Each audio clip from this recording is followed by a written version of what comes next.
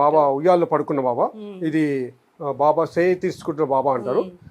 ఉయ్యాల్లో పడుకున్నట్టుగా ఉంటుంది. వెళ్ళి అలా ఇది ఉయ్యాలు ఇట్లా ఊరుకుంటుంటారండి.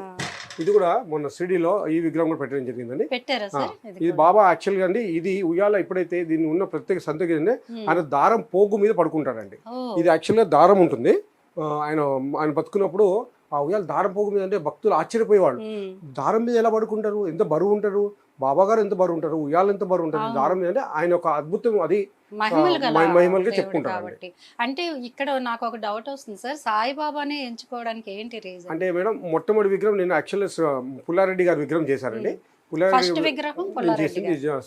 స్వీట్ బిజినెస్ అధినేత పుల్లారెడ్డి గారు నా జీవిత ఆదర్శ వ్యక్తి. ఆయన విగ్రహం చేస్తుండగానే మన హైకోర్టు జడ్జి గారు వచ్చి ఒక విగ్రహం ఇచ్చి దిల్సుఖ్నగర్ బాబా గుడికి సమర్పించుకుంటామని ఇచ్చారండి.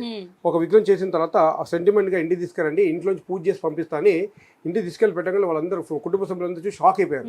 బాబా నిజంగా వచ్చి కూర్చుంటున్నారని వెంటకలు నిట్టించిపోయారు. ఈ విగ్రహం మేము ఇవ్వమండి, మీరు ఇంకొక విగ్రహం ఆర్డర్ తీసుకోండి అని అప్పట్లో ఆవిడ సర్కిల్లో ఒక 6 విగ్రహాలు చేయించారు.